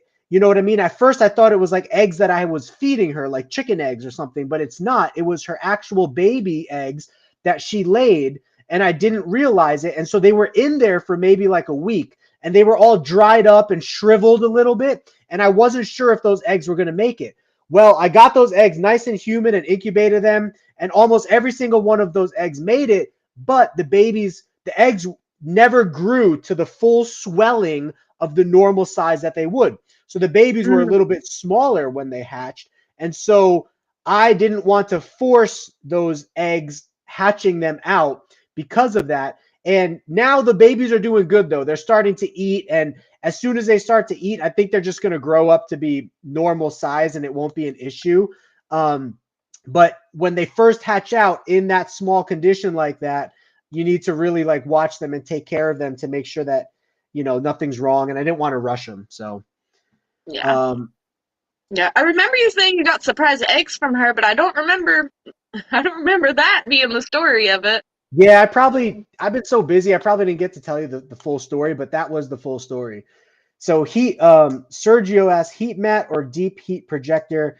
If you're talking about the ambient room that I use a little space heater from Amazon. So if you just type in room heater or space heater, any of those will do at any price point. I chose like one of the cheaper ones, like $15, and it's perfectly fine. It really heats your room good. If you're talking about heat tape, that's a different story. We over here use FlexWatt heat tape, which we are a distributor of, by the way. If you need heat tape, it's the only American made heat tape, and it's made with an extra coat or layer of plastic on there to protect the tubs from rubbing it raw and potentially causing fires. That's called FlexWatt heat tape, and that's what that is. So. And then I am actually going to add to that, if you want to go back to that question real quick, because in case you're asking about just a private setup at home, just like a single tank instead of a full room, both, which I know probably doesn't make sense at the beginning, but hear me out. So I have two 30-gallon vivariums for my leopard geckos. They each have a heat mat, and then above their heat mat is a ceramic heat emitter, which deep heat projector does the same thing, to cause ambient temperatures on that side and have a belly spot. Yeah, that's good. If your tank's big enough to create those little micro habitats, as they call it, that would be awesome. Yeah. So yeah, that's good. I didn't even know what he meant by projector. I thought I was picturing a heat mat in my mind, and projector I was picturing like a heat bulb, because it's been so long since I've even done that. A deep heat projector is similar to a ceramic heat emitter. It's basically it's like a large, kind of like a flood lamp, but it produces no light. So it looks like a flood lamp bulb, but it produces no light. So you screw it in, and the deep heat projector, it does what its name is. It's basically like a heat projector for that spot specifically. And then if you're talking about the one that's by Arcadia, I don't quote me on this, but I think that it has some kind of something additional, like the ray penetration that the deep heat projector produces that the ceramic heat emitter does not produce. So I know the ceramic heat emitter has to do with like red wavelengths, and I think the deep heat projector does red and blue, if I remember right. Yeah. Okay. So it's a little bit more intense. Since I've looked into those. Kind of. So Haley has like a concerning question here, because this could actually be looked at from multiple ways. She's fostering baby leopard geckos that were surrenders. One is extremely underweight. Well, any advice? It depends how old that gecko is by what you're saying, baby. If that's like 3 days old or 3 months old, they can both be called baby. But for little baby leopard geckos that are struggling to eat, I'm trying to think if I have a video showing this. I have a video showing the setup of our baby leopard geckos, but Brooke knows our procedure over here. If a baby leopard gecko is struggling, you want to put it in a small 6-quart container, and you do want a little heat pad or a little heat strip on the back where it can get a little bit of heat. But if the baby's struggling eating, you might want to just use paper towel and sprinkle a few mealworms on top of the paper towel, and sprinkle some calcium with vitamin mix on top of the mealworms, so that as the gecko crawls around the cage, it doesn't have to like go into a bowl to eat its food. Its food will just be available for it right there. Sorry, I wanted to add. Yeah, go ahead. The other thing that's been a savior for me with baby leopard geckos that won't eat, or just juveniles in general that won't eat, is this. Yeah, that was what I was going to mention is, if you have a super baby leopard gecko, it might be really difficult to hold them and shoot that into its mouth, you know? So that's why I'm saying it's a little bit of a different procedure, what I would tackle first. If it's a 3-month-old gecko that's not eating and struggling, you definitely want to, same thing, put it in a small cage. You can provide this as like a lick thing in a water bottle cap too. Sorry, I'm putting it on the wrong side. This is the package. This is an old package. I've had this for a long time. But I swear by this, I keep it on hand all the time. Critical Care, the Carnivore Edition, which is the red. That's very good for getting skinny leopard geckos to bounce back. You will need to gently but firmly hold them by the jaw and take a small animal syringe and pop that liquid paste into them. They don't need much. Remember, leopard geckos have a stomach that is like the size of like your thumbnail or smaller, so you don't need much in there. The concern with going that route is that it can be stressful to babies and juveniles, so that's why I would try first putting them in a small little container and just dropping some mealworms on the floor with the proper calcium and letting them eat from that small container, because the small container usually makes them feel comfortable. Then if that does not work after a week or so, then you'll want to force the food into them with the Critical Care. Another thing that I saw Ron Tremper do is he would rip the head off of a mealworm and touch it to the mouth of a baby leopard gecko, and then the baby leopard gecko will get the scent of that mealworm. I've never had to do that, but he used it as a way to help leopard geckos get going eating that were struggling eating, and they would get used to the scent of the leopard geckos, like that mealworm juice on their mouth, and then they would just start eating on its own, you know? I'm not trying to skip the other people. We are going to go back and comment. I was looking through the comments and I saw that the most recent comment on here was from Bam Bam's Geckos. Said, update, was able to get my Blazing Blizzard to bounce back with that Carnivore Care. She's laying eggs and eating after laying like a champ. Yeah, so the Carnivore Care is good. More. If you do use the Carnivore Care, catch it. It's better to use it earlier rather than later. So if you start to see the girl's spine and you start to see her really like crashing, then you might want to, if she's in a group, you definitely want to separate her out and put her in her own tub. And if she's still struggling to eat or whatever the case is, then you could put that Carnivore Care in her before she gets to the point where it's too late. And then the other thing, for how much to give her, if she's between 10 and 15 grams to half a milliliter, if she's around 10, so 12 or less grams, do half a milliliter of Carnivore Care once a day. If she's 15 to 20, I would do probably maybe 0.7 to 1, depending on how thin she is. Yeah, I'm sure it gives some stuff on the package too to kind of give people an idea, right? As far as it sizing. gives it in pounds. Oh yeah, which is very hard to translate. So it says like this many ounces. I think it was like 6 ounces for 1 pound or something like that, which is difficult to translate over. That's what I just wanted to say from personal experience, having taken care of a lot of leopard geckos and bearded dragons that have had to be on Carnivore Care. We actually have a chameleon that's on Carnivore Care right now at my work. One of my works. I have 2 works. I have to clarify. At PetSmart is where the chameleon is. It's on Carnivore Care. That chameleon is getting 2 milliliters of Carnivore Care and probably weighs maybe 25, 30 grams.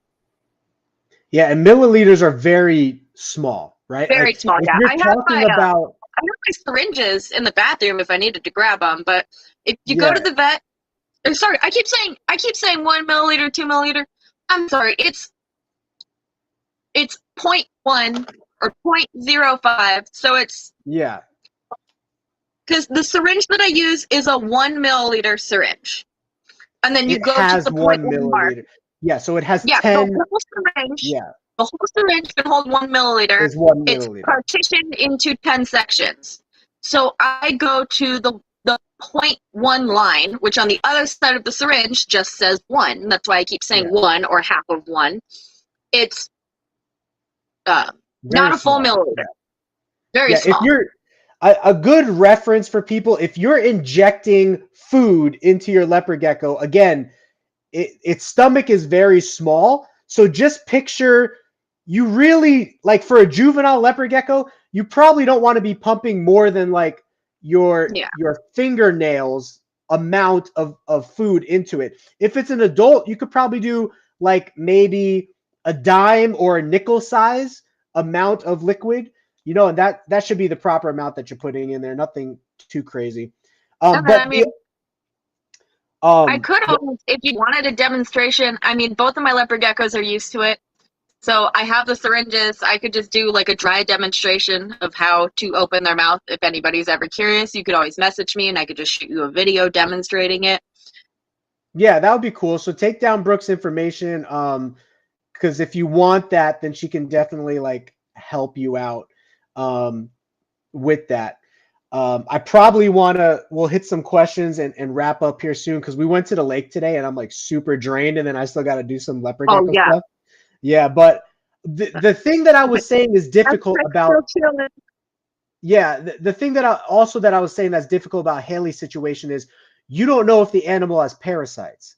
And if it has parasites, then nothing you do might help depending on what parasite it has. Whether it's coccidia, which is a curable parasite, or whether it's crypto, which is an incurable parasite in leopard geckos, but both are common, or it could be pinworms. All of those are common. And if that is what's causing the skinniness in your gecko, that will absolutely need a vet visit or medication if it's pinworms or coccidia to get rid of that. And that's where the difficulty comes in. But if you get critical care into the animal, that will at least help the animal to like bounce back more. And if it's still really getting skinny, here's the thing. If you're feeding the animal and it's getting skinny, then it probably has some kind of parasitic infection.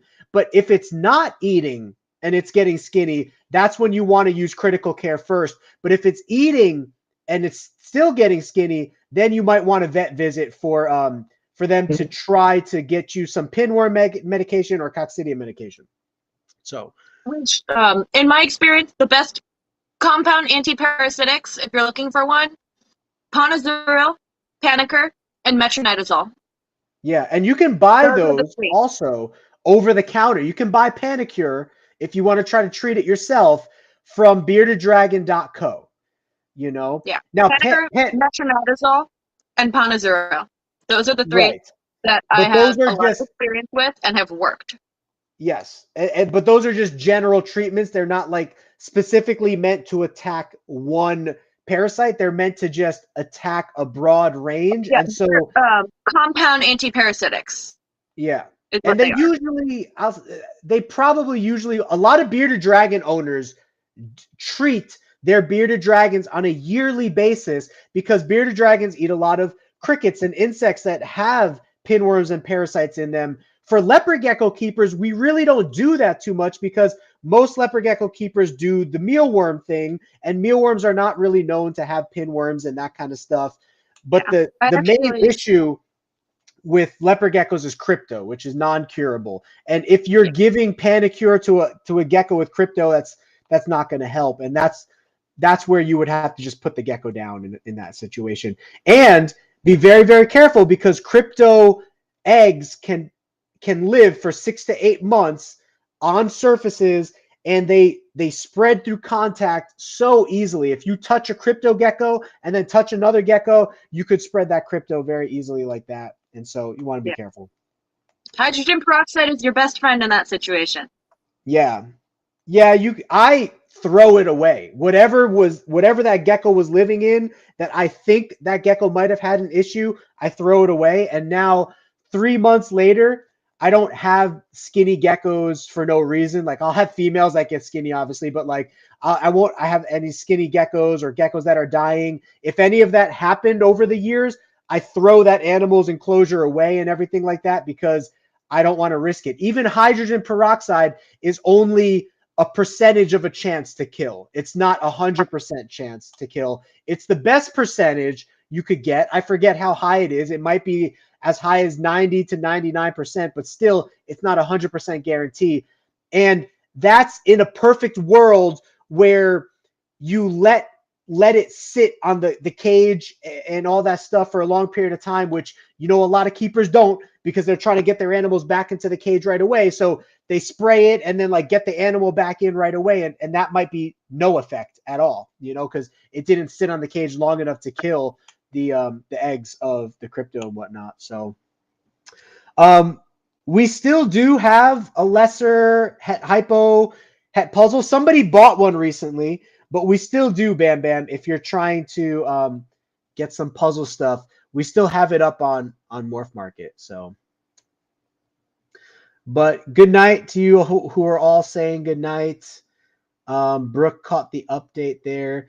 So this Friday, I'm confirming that it's gonna be on this Friday's guest live stream. I'm confirming that it's gonna be oh shoot, why am I blanking on the name? John Galvin from Extreme Dragons AZ. I'm confirming with him today to make sure, and then I'll start advertising and creating the thumbnail and all for that this week. So that's who's supposed to be here. Yeah, I should do a video on crypto, but yeah, there's actually D's Geck says you could use Steam for crypto. UV radiation, which is, the sun, can kill crypto as well, but it's like, again, it's a percentage of a possibility, and it depends, but the sun can kill crypto. I'm sure hot steam can, you know what I mean? So if you want to use like a steamer or something like that, you can as well. But yeah, Chalice says, I can't imagine throwing away enclosures over disease. Crypto is not just a disease or parasite. It's a very, very serious one that can infect your whole collection, and it's absolutely lethal. Like, there are no animals that survive with crypto. All animals with crypto will eventually die, and it's extremely contagious from reptile to reptile. So if you have leopard geckos, ball pythons, chameleons, bearded dragons, and you're touching all of those things, every single one of them can get crypto, and every single one of them will die from it if they get it. So it's an extremely aggressive parasite that you really need to take seriously, And then more on that crypto thing. So it wasn't something I was planning on openly sharing. I'm not going to disclose the location. So don't go after PetSmart for it. Please don't go after PetSmart for this, because this is nothing against them. I work for PetSmart. I love PetSmart. Our store is number 3 in the company. We try to do amazing by our animals. Before you say that, let me say this. PetSmart gets their geckos from somewhere, right? Yeah, so exactly. Technically, from whatever you're about to say, PetSmart gets their geckos from somewhere. So just keep that in mind. Okay, go ahead. No, I know. What I was going to say is, I don't remember the time frame back. I showed you the picture of victim number 1, case 0, essentially. Apparently, PetSmart, whoever the supplier is, and I don't know, so it's not on PetSmart, it's whatever the supplier, they were distributing leopard geckos that had crypto. Either some that, like one that had it, and then it got all the others. I caught it 2 months before the distributor ever caught it, so I actually was proactive, cleaned all the enclosures, got the peroxide, had my store manager buy peroxide, supply it, have it ready. I did a full crypto training with all of the associates that were in pet care. We went through, we cleaned all of the enclosures, we isolated the gecko. The other 2 that were with it after it started showing symptoms also got isolated on their own. They both ended up showing symptoms maybe a month later after the first one passed away. We ended up losing 5 leopard geckos that were crypto positive. They never tested positive, but they were every symptom, not responsive to any form of antiparasitics. They were on critical care and still losing weight every day, which are basically all the signs. 5 leopard geckos, and then 4 that were exposed that we had to basically give back to the distributor because they were going to test them to see if they came back positive or not. Well, supposedly test them. I think they euthanized all of them. But because we had, I think, 11 leopard geckos total that were all suspected of crypto, and I caught it early, taught everybody about it, had them using gloves. The ones that passed away, their entire enclosure got thrown out. The glass enclosure with the Raptor carpet, the bowls, the hides, the plant, like the fake plant that was in there, whole thing in the trash. And Obviously, you initiated that, or that's their protocol? Both. I initiated the crypto protocols. That is crypto protocol. Yeah. Yeah. No, that's smart of you to call out because it's not worth bringing other animals in, you know. And And we did actually ended up losing a chameleon to it as well. yeah, so it does. Because That just shows you there how was- spreadable, how Yeah, contagious it there is. was a habitat that one of the leopard geckos was in for I don't know how long. I was actually out of town at the time.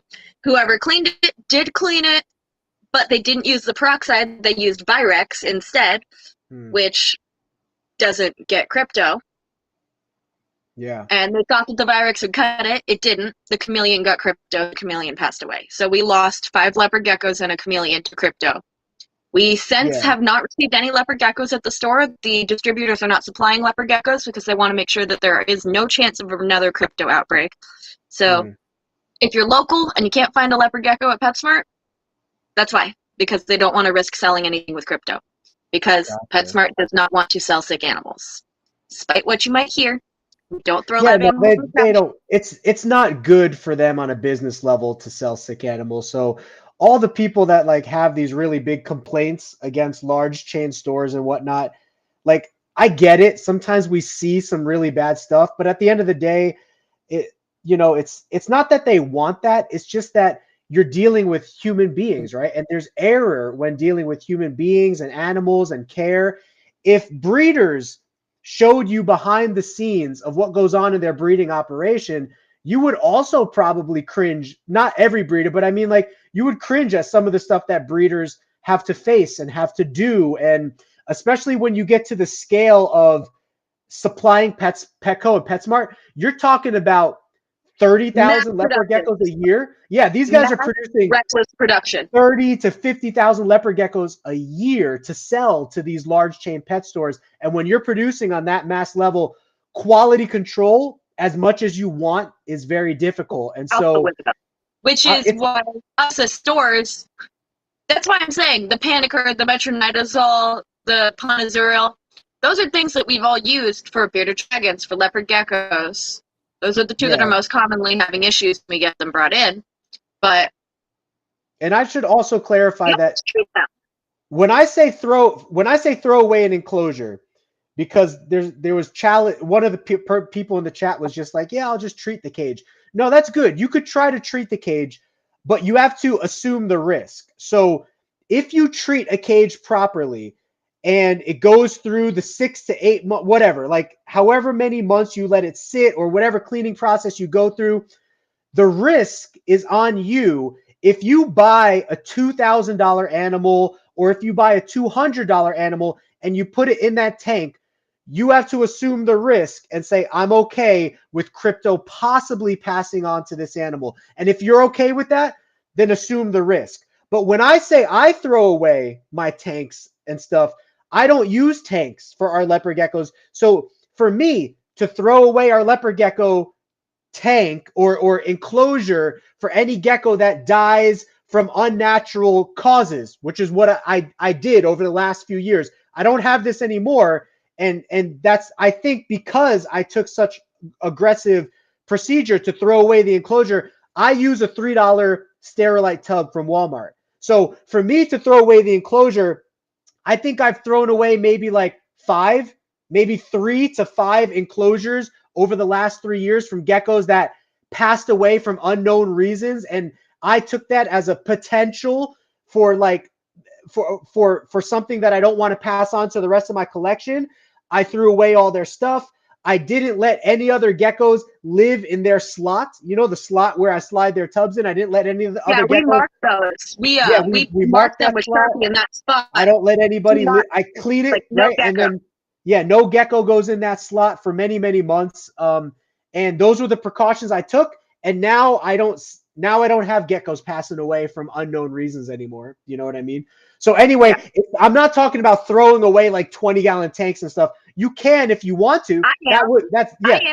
Throwing 10-gallon tanks. Yeah, 10-gallon glass tanks with the screen lid straight in the dumpster. We do not want to deal with that That again. would be the best scenario. But then second best to that, we've seen people talking about steam cleaning, hydrogen peroxide. After that, maybe you could use bleach and Dawn dish soap, but bleach and Dawn dish soap won't kill crypto on its own. Steam and hydrogen peroxide, and also ultraviolet radiation, leaving it in the sun, that will do a much better job than anything else, can. So Thank you for dinner, baby. And then, on a side note on here, so look at the comment that was from D's Gex. He said, wow, I'm amazed the pet store did that. Most don't even give them moist hides. They're there to sell fast and not house them real long. And to be honest, PetSmart had always had better looking geckos. So, I don't know about other companies because I obviously don't work for other companies. But my company, PetSmart, has been regularly going back over all of their policies for the animals, updating the commitment standards that we have for the store. So all of our leopard geckos do have a moist hide and a warm hide now. I know They have a piece of slate to get hot underneath the lamp because we obviously can't do heat mats in there. It's a weird setup. Can't put a heat mat on plastic. So we have a piece of slate that can get warm that they can put their bellies on, and then we have a cave hide that we put moss in it, and we spread the moss as needed so they can have moist hides. We've started changing our substrate for ball pythons. We don't put ball pythons on aspen anymore. They go on a mix of eco earth and reptile bark with moss sprinkled in as needed to maintain humidity so they can have good sheds. We don't have shedding issues anymore. We don't see stuck eye caps anymore. They're eating better. They're thriving better, I think. So it's honestly just on the pet stores to make sure that they're maintaining and researching.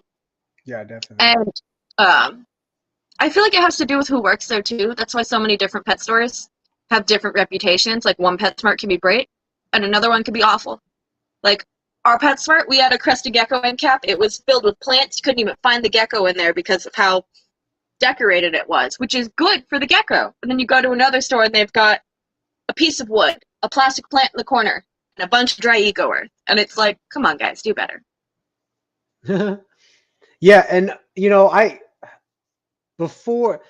go into PetSmarts and Petcos nowadays, I can't remember what it was 20 years ago, but when I go in now, it looks like they're setting the reptiles up with everything they actually do need. So like it looks like they've actually put a lot of time and care into the setup of the animal and whatnot. So we'll take one more question and then we'll go ahead and log off for the night.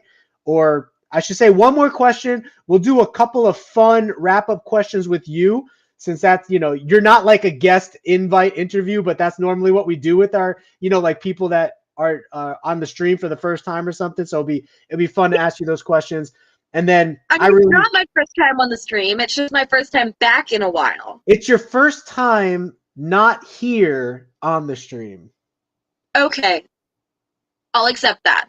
Because I've streamed with you before. It's been probably you were on the stream back when we were doing it in the room, which a lot of people like, and I like doing it in the room too. But you were streaming, and I was in the background just cleaning tubs and like shouting back at you. The reception was really bad back then. Yeah, the connection's really bad. It's really blurry and all that. It doesn't have this nice like setup. So anyway, Chow says, can I ask you about a different? Yeah. So we're gonna have to change angles real quick. So sorry about that. That's fine. Okay. Do either of you know about polydactyl geckos, the 6-toe geckos? That's the enclosure for Little Caesar up there. That's the one that he was given to me in, so that's what got him in temporarily. Oh, nice. Yeah, that's good. Good size enclosure. In a gallon or something. Still chilling. Yeah, it's a 20 long, but it's top opening, which he can't see, so it freaks him out. Oh, okay. We've still got little Mr. Escape Artist Aztec chilling on the bed. He has been with us since I joined back in. That's nice. Yeah, so polydactyl is mainly crested geckos, right? I've never seen that in leper geckos, where it has the 6th toe or whatever, the 6th claw or something. Yeah, for leper geckos, the most common thing that I see is actually missing toes. We did actually have crested geckos, right? Or even genetically. I've seen missing toes genetically, but not extra toes. Which is, the lady was asking, she was saying, do you see this in leper geckos as well as polydactyl? But I don't. I've only seen it in crested geckos. So what about you? I mean, personally, I've never seen it in a leopard gecko. I know that we've seen like weird arms, but we've never had Yeah, an we've seen extra backwards toe. arms. I've had backwards arms, crinkled eyes, missing toes, Oh, don't tail forget tip, about Cam. He had a curled tail. curled tail, crinkled end of the tail, but an extra digit I've never seen. Not to Yeah. say it couldn't happen, just I've never seen it. So, okay, so Axolotl has an extra toe coming out of his wrist. ugh. Axolotl. Yeah, they should be. Yeah, Sorry. they're interesting, but okay. I really got to go to the bathroom, so I'm gonna wrap this up here in the next couple of questions. But I want to ask a couple of fun questions for you here on the way out. Or you could run to the bathroom real quick and then come back. I mean, I don't imagine it'll take too long. Yeah, no, it's not a long bathroom thing. I just we're getting close to ending the stream anyway, so I figured I'll just ask. It's just a couple of fun questions. But since I don't think we know this about you, but what is actually I know this about you, but I don't know if the audience does. But what is your favorite genre of movie or like TV to watch? Horror movies. So it's not the poster behind you. How dare you are You said movies. You said movies or movie TV. or TV. Yeah. But anime I has mean, movies. okay, let me rephrase then. Paranormal. So still like horror over anime. Yeah. Then that includes the anime stuff behind me. Because this one right here that's behind me, this one right here, Yeah. this one's called Blue Exorcist. It has to do with demons and yeah, mostly demons. I mean, the main character is a half demon, which is the son of Satan, and it's like, do I become the Antichrist or do I save the people that my father's trying to kill? And then, I'm sorry, that's a bad synopsis. It's actually really comedic too. And then this one right here has to do with spirits, reincarnation, the afterlife, and what happens to a spirit if they don't pass on. They basically turn into like a vengeful spirit and start attacking other spirits and people. Okay. And then I'm a huge fan of Conjuring movies. Yeah, you can't put anime in the same category as horror or paranormal though. That's why I'm saying paranormal instead. Paranormal, like sci-fi paranormal type stuff that has to do with like. Okay, let me rephrase. If you could only ever watch one more genre of TV or movie ever again, what would it be? An anime cannot fall into paranormal. It has to be its own category. Yeah, horror. Because there are horror anime and there are normal horror movies and horror TV shows. But you have to separate the two because anime is a completely like you can't be scared. It's a cartoon. It's a cartoon. You can't be scared watching a cartoon. So it doesn't fit into actual horror. Yeah. No, I disagree. No. Okay. You don't watch it. Okay, you can disagree. But I'm telling you, for the rules of this decision, anime is a cartoon and it falls into a different category than actual horror. I will hang up on you. Okay. All right. We'll entertain that for tonight. We'll put it into the science fiction, paranormal. So what's your least favorite one? You don't get to comment on what anime is because you don't watch it. You're right. I tried to watch it. I tried to be committed to Rose Drop, Raindrop, whatever that was. What were we watching that one time when you were over here? But roses are red, violets are blue, or something like that. That was Ruby. That wasn't anime. Yes. That wasn't anime. See, I don't even know. It's cartoons. To me, it's like Yu-Gi-Oh! Anime might as well be Yu-Gi-Oh! To me or Pokemon. It's just cartoons. And I like Yu-Gi-Oh! I like Pokemon, but I mean, okay. Anyway, moving on. All right, we get it. You love anime more than anything else. You can't separate it from your paranormal activity or you'll die. What is your least favorite category? Like rom-coms, as an example, or what's your least favorite to watch? What just won't you watch or you don't like to watch? I don't like comedies. You don't like comedies, okay? Like all comedy, like dry comedy, wet comedy, any comedy? There are some comedies that I'll watch that I like, but for the most part, I mean, Destin will go to go to put a movie on. He's like, "Oh, this one's really good," and then he'll be like, "Oh wait, you don't like comedies," and then he'll just keep going. What about dry humor like Napoleon Dynamite? Yay or completely nay? I have not watched that in too long. Okay, that's my Now, I will say category. I'm it's like completely nay. the stupid funny, Yeah. the stupid Yeah, funny like stuff. Nacho Libre or something. Actually, I did kind of find Nacho Libre funny, but I did not find Napoleon speaking Dynamite of Nacho funny. Libre though, because Jack Black. Yeah, Jack Black is funny. So some movies that I've watched that are kind of comedies that I do like. Tenacious D. Don't know that. And then, oh my gosh, what was it? Yeah, see, Chalice says they're Japanese cartoons. Oh, you just made Brooke mad. No. I'm just mad at you for circling back to it because we were on a different topic. We were talking about things we don't like anymore. Okay, I still got to pee really bad, so let's hurry up past this topic and then we'll... Okay. But yeah, comedies. I don't like comedies. Comedy, least favorite. All right. Now this is a little bit different for you because there's certain things you can and can't eat, right? But what's your favorite food?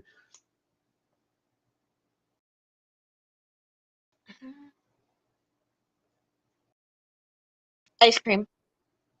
Ice cream, favorite food. What about least favorite? What just don't you like or you can't eat?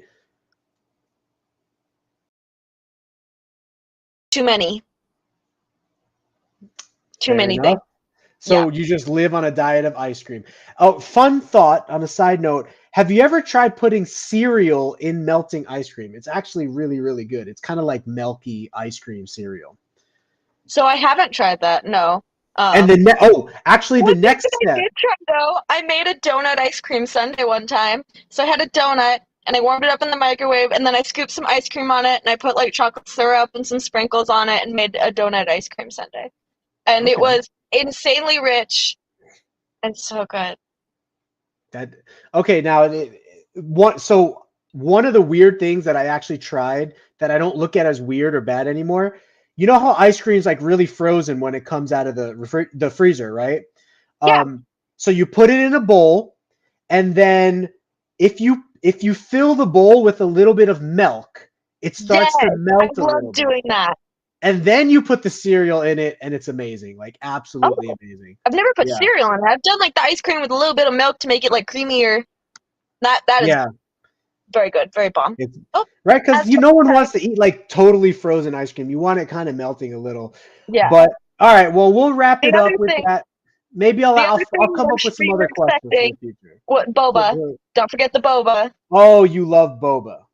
I just didn't know if that counted as the food because boba is technically a drink. We could do that as your favorite drink, boba. Okay, that's boba. You even named a leopard gecko after it in our collection here. Our first Black Knight babies that we hatched out together. By the way, all the leopard geckos are now set up in groups and no longer have names. I couldn't like put the name on the group. I just dropped them in the group along with their similar genetics, and then that's it. But Boba was one of our Black Knights, so I think that I can. Boba was a Black Knight. I think I can pick out be able to find easily.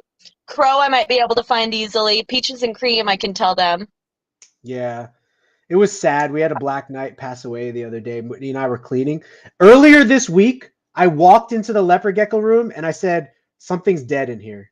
I just, that smell, but I wasn't going to go through every single tub because that takes too much time. So I was like, next time I clean, I'll find it. And as we were cleaning, the last gecko that I could have ever wanted to die, it was one of our female Black Knight leopard geckos. She didn't appear to be like too skinny or anything like that.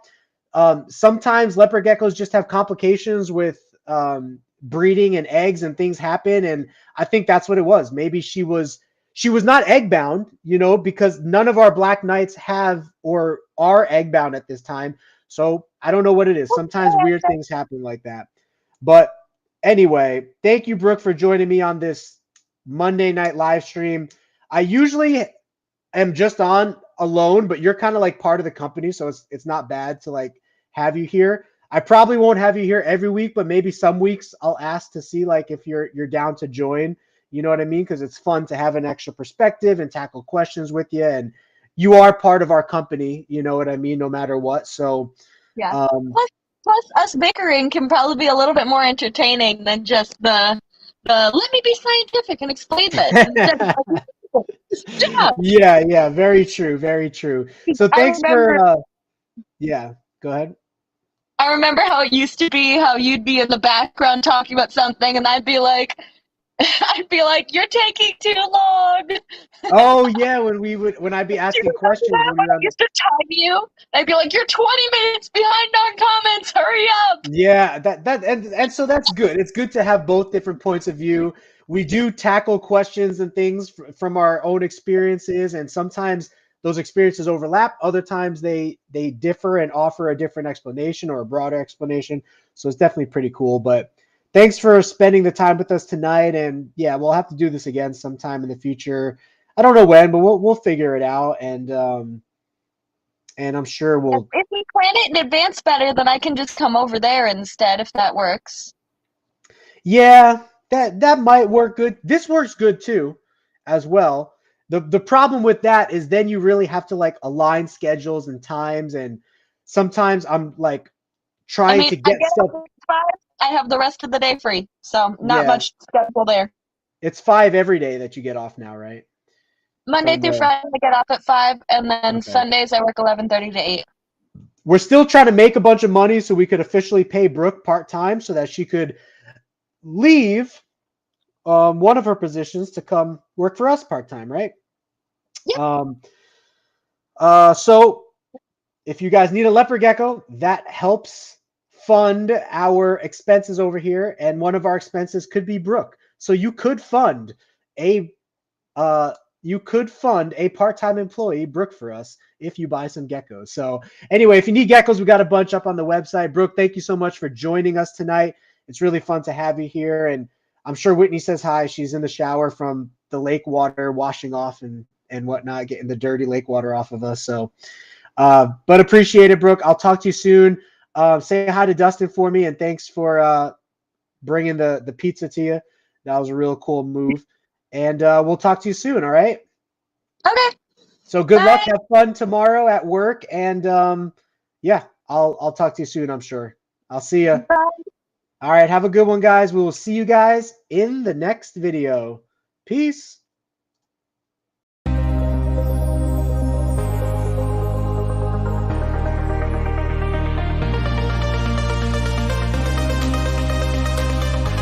Selling in the billions each year, Rainbow Mealworms is your one-stop shop for all your insect needs. Their quality feeders and A-plus customer service keep me coming back to support the health and growth of all of our animals. Visit them today at rainbowmealworms.net to place your order.